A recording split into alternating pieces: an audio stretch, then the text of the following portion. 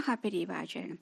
ஸ்ரீ லலிதா ரகசிய சகஸ்ரநாமத்தில் வாக்தேவதைகள் நம்பிக்கையின் நாமங்களாக சொல்லும் பொழுது அவளுடைய லீலா வினோதங்களை சொல்லக்கூடிய நாமங்களை சொல்லிக் கொண்டிருக்கிறார்கள். அப்படி சொல்லி மகேஸ்வரி மகா காளி என்று அந்த காளியின் அவதாரத்தையும் அவள் எப்படி தோன்றினாள், என்ன செய்தாள் என்று பார்த்தோம் இல்லையா? அடுத்ததாக அவளுடைய லீலையில் மிகவும் விசேஷமாக வினோதமாக இருக்கக்கூடியது என்று கூட சொல்லலாம்.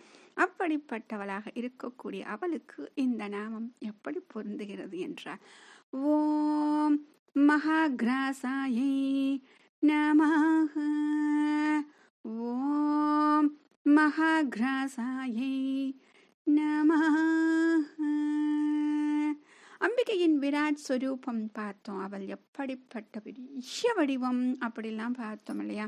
அப்படி சொல்லும் பொழுது அவளுடைய உருவம் எப்படித்தான் இருக்கும் என்று கற்பனை நம்மால் செய்ய முடியாது இல்லையா? அப்ப நம்ம கற்பனைக்கு எட்டாத அளவுக்கு அவள் இருக்கிறாள் என்றால் நமக்கு தெரிந்த ஏதாவது ஒரு விஷயத்தை சொல்லி அவள் எப்படித்தான் இருப்பாள், இந்த லீலையை சொன்னால் உங்களுக்கு புரியும் என்று சொல்வதாக இருக்கக்கூடிய இந்த நாமம். இப்போ கிராசாயை நமக, கிராசம் என்றால் ஒரு பெரிய கவலம். உணவு சாப்பிடுகிறோம் இல்லையா? அந்த உணவு சாப்பிடுறது நம்ம அன்னக்கவலம் வைக்கிறோம். அந்த அன்னக்கவலம் நம்ம எப்படி வைக்கிறோம்? உள்ளங்கையில் நமக்கு எவ்வளவு கொள்ளுமோ அதை வைக்கிறோம். அதுதான் நம்ம ஒரு வாய்க்குள்ள வைக்க முடியும் அப்படின்னு சொல்லிட்டு வைக்கிறோம். இதுல மகா கிராசாயை நமக, ஒரு பெரிய கவலம். இப்போ இதுல எது ரொம்ப பெருசா இருக்கு? மகா அப்படின்னா பெரியது, மிகவும் பெரியது அப்படின்னு சொல்லுது. எது மிகவும் பெரியது என்றால் உருண்டையாக இருக்கக்கூடியது இந்த பூமி. அப்படியே இந்த பூமி ஒரு பந்து போல இருக்கு இல்லையா? அந்த பூமி பந்து ஒரு கவலம் போல அவளுக்கு இருக்கிறதாம். அப்ப இந்த உலகத்தையே விழுங்குபவளாக அவள் இருக்கிறாள். அப்படின்னா அவள் நினைத்தால் இந்த உலகத்தையே ஒரு கவலமாக சாப்பிட்டு விடுவாள்.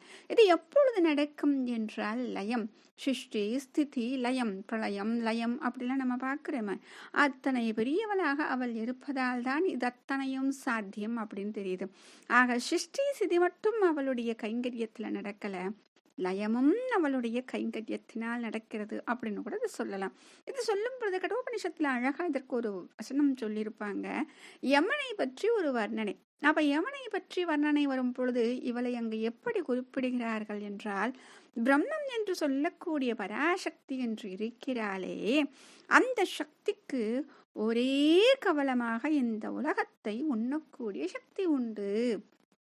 சரி, இப்ப இங்க யமன் இங்க வர்றாரு.